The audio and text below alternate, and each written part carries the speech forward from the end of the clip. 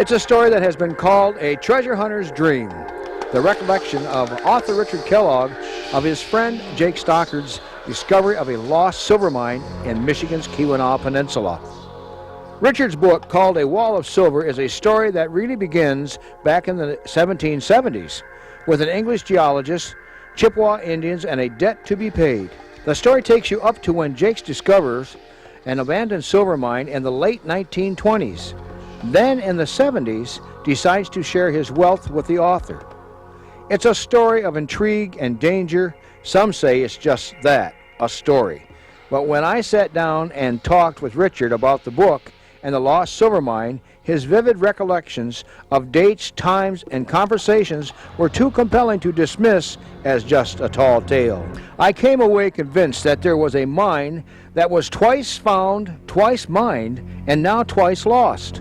A mine so rich in silver ore that some refer to it as the Mother Lode. On our last edition of Michigan Magazine, Richard sat and told us of how he and Jake Stockard met and how the two made a pact to share the wealth, and how Richard Kellogg was to eventually tell the story of the Wall of Silver in a book, this book, so everyone would know the facts. On this edition, Richard continues his story of how Jake actually showed him the mine and took him inside deep into the tunnel, a journey that remains etched into his mind like no other experience in life he's ever had.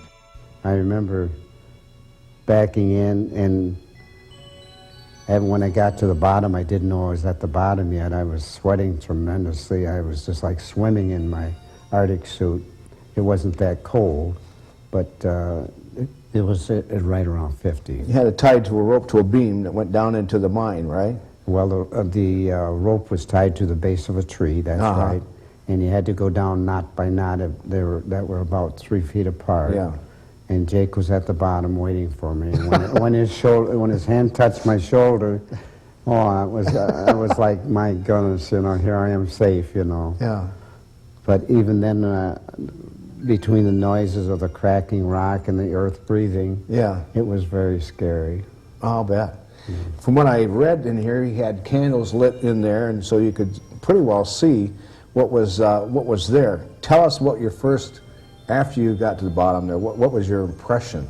What was it? Well, as I stood there trying to get my bearings, I did notice at that time we had Coleman lanterns too, and the candles were from an earlier time period that he had been down there. But he did light candles too, and I noticed that there was a wheelbarrow sticking out of what looked like a cave-in. And close by the wheelbarrow was a little table that had been made out of rough-hewed timber, and on it was a pair of wire-rimmed glasses. And when I went to get closer, he yelled, "Don't touch it." And I wondered what was wrong, and I says, "Why?" He says, "That's probably a memoriam to the man that died in that cave-in." Oh, I'll be darned. Yeah. So we went from there.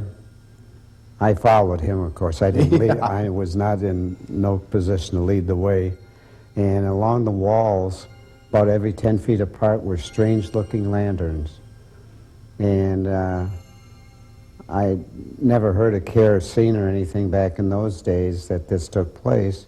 So I asked him, what did they use to light those? And he said, they use weed oil from crushed weeds, a certain weed, Really? and whale oil.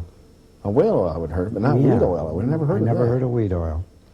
So further into the mine, we came to first of all, the walls in this room that we then entered, there was a number of support pillars of rock rather than timber.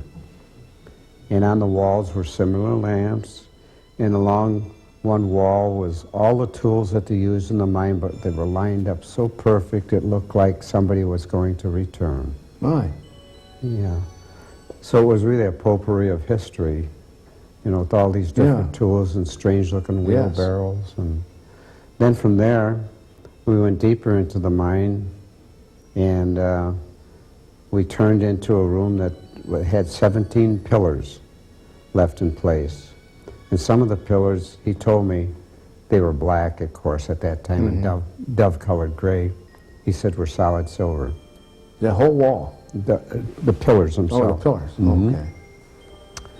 So when we got past these 17 pillars, he shined his light on this dark wall, and it looked like it was a large piece of Swiss cheese that had been just carved, all different holes in it and stuff, some big enough for men to crawl in and everything. Really? Yes. And I asked him, what is that? And he says, that's the wall of silver. Oh my goodness. And that wall, he stepped it off for me, and it was a little over 30 paces, big paces. It disappeared into the ceiling, the floor, the walls, and each end. So that's why we come up with a wall of silver. Right. Could you find that place today? Well, 30-some years passed between goings and comings. I tried it in 1979, went up there, grew a beard somewhat, dressed like a tramp. So people wouldn't recognize you? Right, because people were still alive that knew me.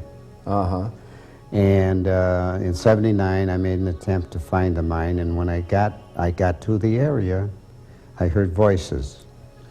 Well, it turned out that there was a tremendous amount of logging going up in the area. And this was a logging crew not too far from where I had to go. Since 1979, I abandoned that thought. And I instead went from there to the county courthouse in Eagle River, looked up the deeds and everything else of mine ownership and mineral rights, and found out that International Paper, who had bought the property, leased it to Homestake Mining. And Homestake Mining had a 20-year lease on the mineral rights, which would have expired in 1999. Okay. So in 2000, when was it, honey? 2001 or 2? I took my lady friend up there to show her what I'm talking about. Not going in the mine, but to show her the region.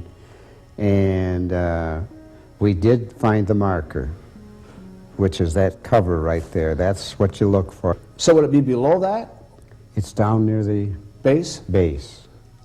Now rocks slide. Up there, up there, all the rocks look a lot alike up there. Such a forbidding looking area with cliffs rising up 1,000 feet and rock slides all over the place. And it's very intimidating. Richard has never been able to again find the mine or even enter the property where the mine is.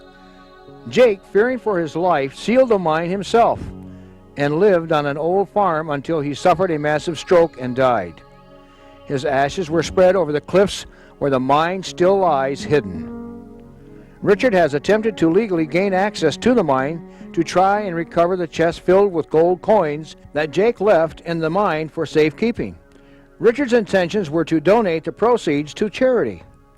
In the book Wall of Silver, Richard documents his attempts to gain access from the current corporate owners to search the area, but has gotten no response from his letters, even though he talked personally with officials on the phone who seemed extremely excited about what Richard claims is in the lost mine.